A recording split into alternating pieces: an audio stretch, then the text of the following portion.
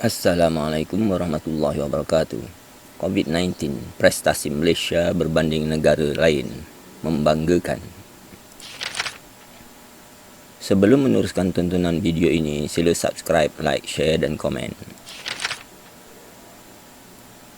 Pada hari ini, 1 hari bulan September tahun 2020, dunia telah mencatatkan 25.6 juta kes positif COVID-19 dengan 854,000 jumlah kematian.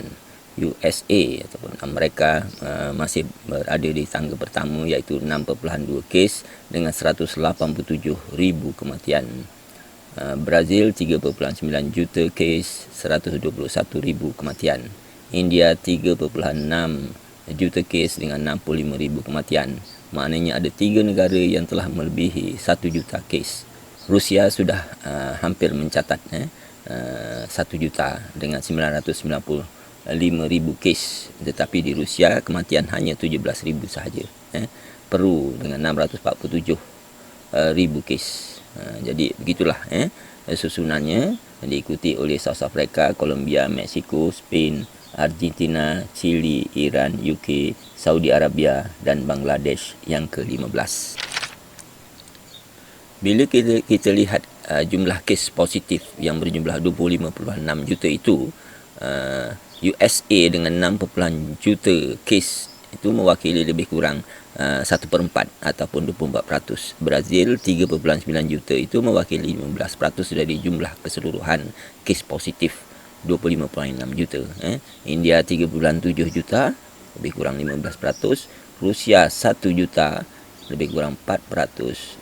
Dan Peru 0.6 juta, lebih kurang 2%. Lain-lain negara 10.2 juta yang mewakili 40% daripada 25.6 juta jumlah kes positif di seluruh dunia. Apabila kita lihat kes baru setiap hari di keseluruhan dunia ni, kita sudah melihat trend yang agak mendatar ataupun mula menurun pada sekitar bulan Ogos ni. Ini adalah satu petanda yang baiklah. Kita mengharapkan di masa kehadapan ini kes ini akan mula menurun. Ini adalah kes baru setiap hari pada 28 hari bulan Ogos, iaitu pada 280,581 kes baru pada hari tersebut. Jadi maknanya tu lebih kurangnya 4 hari pertambahan akan menjadi 1 juta lah. Sekarang 25 juta lebih. Maknanya dalam 5 hari mendatang akan meningkat kepada 26 juta lebih. Begitulah. Maknanya begitu. Masih pantas lagi. Tetapi trendnya sudah nampak ada menghala ke arah penurunan. Jadi kita berharap yang terbaik lah. Bila kita lihat 12 negara tertinggi di dunia ni, Amerika, Brazil, India, Rusia, Peru, Afrika Selatan, Colombia, Mexico, Sepanyol, Argentina, Chile dan Iran ni kan, kita melihat trend peningkatan setiap harinya kes baru. Mereka sudah kelihatan ada penurunan. Brazil masih yo-yo lagi, tapi ada jugalah trend menurun. India masih di peringkat menaik, pertambahan kes 78,000 pada 31 hari bulan Ogos yang lalu semalam lah. Jadi Rusia sudah dalam trend menurun, Peru masih menaik lagi, Afrika Selatan sudah menurun cantik sekali lah.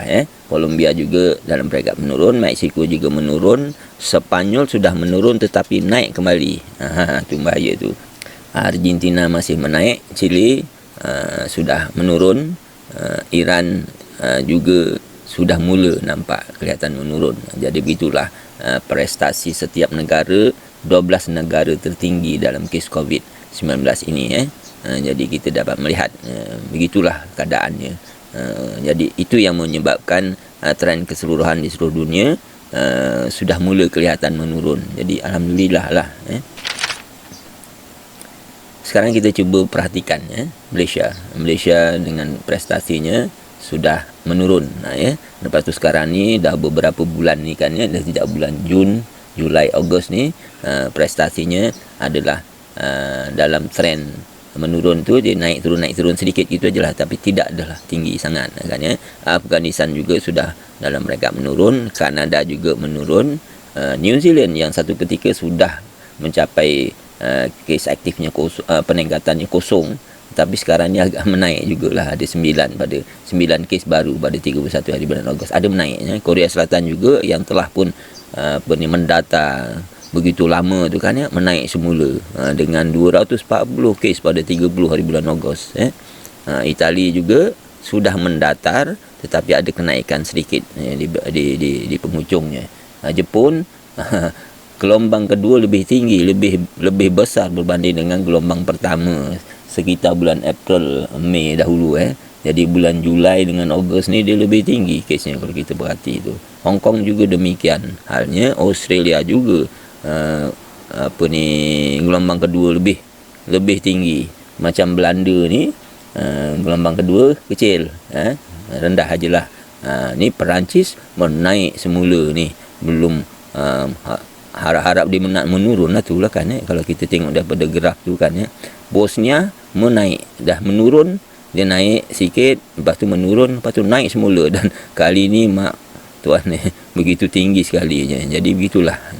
Jadi kalau kita banding negara-negara ni, Malaysia kelihatannya agak membanggakan lah dari segi prestasinya, seperti Afghanistan, Kanada walaupun dia telah pun menurun tapi kesnya masih 300-an lagi lah 300 lebih lagi kan. New Zealand menaik semula tinggi sikit, kita tak adalah menaik seperti mana New Zealand kalau kita tengok dari segi prestasi graf tu lah kan.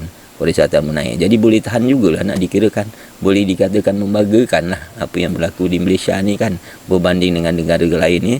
Juga tadi berbanding dengan 12 negara tertinggi di dunia tu, bandingannya prestasi Malaysia grafnya agak membanggakan jugalah jadinya kan.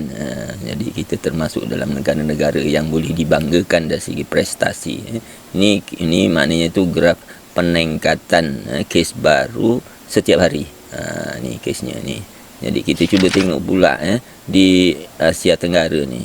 Di Asia Tenggara ni kalau kita lihat, kita ada 10 negara di Asia Tenggara ni. Jadi kalau nak dikirakan, kita ni Malaysia, Thailand, Brunei, Laos, Kemboja ni maknanya tu prestasinya dah cantik lah. Kita Singapura juga sudah, walaupun masih kesnya agak tinggi jugalah, peningkatannya 41% pada 31 hari bulan tu kan, ni kes baru, tetapi dia sudah menurun. Begitu juga dengan Vietnam, dia naik semula. Vietnam ni pusingan kedua, gelombang kedua lebih tinggi berbanding dengan yang pertama dahulu, tapi alhamdulillah dia dah menurun semula lah kan. Filipina menaik tapi sudah mula nampak macam trend nak menurun sini. Myanmar menaik semula, lebih tinggi daripada pusingan pertama dahulu. Indonesia masih terus berada dalam keadaan menaik. Jadi kita mengharapkan supaya Indonesia dapat berbuat sesuatu. Begitulah Malaysia berbanding dengan negara-negara lain di Asia Tenggara. Jadi maknanya dibandingkan negara-negara lain, Malaysia yang pada satu ketika di peringkat awal dahulu kita adalah 3 kali lebih tinggi berbanding negara-negara ASEAN yang lainnya, tetapi sekarang kita di antara negara yang prestasinya agak membanggakan lah, seperti Thailand, Brunei, macam itulah. Laos ni dia rendah aja kesnya, maksimum dia pun 5 kes saja. Jadi macam Kemboja semua ni lah. Jadi alhamdulillah lah, kita adalah kalau dibanding lah dari segi prestasi graf peningkatan harian kes baru ni, Malaysia boleh kita banggakan lah. Maknanya kita dapat mengawal. Kalau kita lihat di kawasan Timur Tengah lah, Turki sudah menurun tetapi macam ada nak menaik semula. Sekarang ni pada 31 hari bulan, kes baru dia 1,500. Jadi tinggilah, tapi kalau gitu trend ini nampaklah dia menurun. Arab Saudi alhamdulillah dah tinggal 900 lebih saja kes baru pada 30 hari bulan Ogos lalu, dan dia dalam trend menurun. Oman juga dalam trend menurun. Kuwait tapi penurunannya agak perlahan di Kuwait ni. Sekarang ni pada 30 hari bulan kes baru dia adalah 400 lebih. Jadi boleh tahan tinggi jugalah di Kuwait ni, walaupun negaranya kecil macam gitu je kan. Bahrain dalam trend menurun. Jadi kes baru pada 30 hari bulan 100 lebih. Iran juga dalam ada menunjukkan prestasi menurun lah di sini kan. Ni Emirat Arab Bersatu macam nak menaik semula pulanya tu. Begitu juga dengan Syria. Israel ni cycle ataupun pusingan pertama dahulu jadi kecil berbanding dengan situasi yang berlaku sekarang. Jadi memang dahsyat di Israel ni, macam berapa kali ganda gitu kan ya, 2 kali ganda tu kalau dibandingkan dengan apa tu sekitar April dahululah, situasi di sekitar April, itu gelombang pertama COVID-19 tu. Jadi sekarang ni di Israel situasinya memang tinggi lah kalau dibandingkan dengan yang dahulu. Jordan masih lagi macam menaik di sini ya. Dia dah turun, lepas tu dia menaik semula. Iraq masih terus menaik, belum ada menampakkan tanda untuk nak menurun. Begitu juga dengan di Lubnan. Begitulah begitulah bandingan prestasi di Timur Tengah. Jadi kalau semua graf ini kita banding dengan negara kita, alhamdulillah lah negara kita boleh, itu yang kita katakan bahawa negara kita punya performance atau prestasinya boleh membanggakan lah. Begitulah kerjasama dan ketaatan kita rakyat Malaysia terhadap SOP yang disediakan oleh pihak pemerintah dan juga Kementerian Kesihatan. Kita alhamdulillah dapat mengawal suasana ataupun situasi sehingga prestasi graf peningkatan kes setiap hari ataupun kes baru setiap hari itu, kalau dibanding dengan banyak negara-negara lain yang telah kita lihat tadi, alhamdulillah prestasi negara kita boleh dikatakan membanggakan sekali lah. Jadi maknanya tu kita dapat mengawal kes di negara kita dengan begitu baik sekali berbanding dengan negara-negara lain. Jadi alhamdulillah lah, berkat kerjasama kita semua, pihak pemerintah, pihak frontliner, Kementerian Kesihatan dan segala rakyat sekaliannya, maka kita berjaya mengawal keadaan lah. Walaupun baru-baru ini Perdana Menteri kita telah pun menyatakan lanjutan PKPP yang berakhir pada 31 hari bulan Ogos ni dilanjutkan hingga 31 hari bulan Disember, tapi itu semua adalah sesuatu untuk mengawal keadaan. Sememangnya kes COVID-19 ni belum selesai, jadi kita harus terus melaksanakan PKP ini sehingga kita dapat mengawal keadaan, dan mudah-mudahan kita dapat terus mengawal situasi dan prestasi kita terus membanggakan sehingga nanti kita dapat menemukan vaksin, iaitu berakhirnya wabak COVID-19 ni. Jadi maknanya kita tak tahu berapa lama lagi. Setakat ini PKPP telah dilanjutkan hingga 31 bulan Disember. Jadi kita tak tahulah tahun depan apakah vaksin tersebut dapat ditemui sehingga kita dapat kembali semula dengan kehidupan seperti sebelum-sebelum ini. Jadi begitulah kita teruskan ketaatan kita kepada SOP di sepanjang PKPP ni sehingga 31 Disember. Mudah-mudahan negara kita terus kekal selamat dan kita dapat beraktiviti secara biasa dengan norma barulah, tetap kekal dengan penutup muka dan hidung, mulut dan hidung, penjarakan, begitulah dan lain-lain lagi lah. Jadi mudah-mudahan negara kita dapat terselamat dan kita semua dapat terselamat daripada wabak COVID-19 ini. Sekian. Wassalamualaikum warahmatullahi wabarakatuh.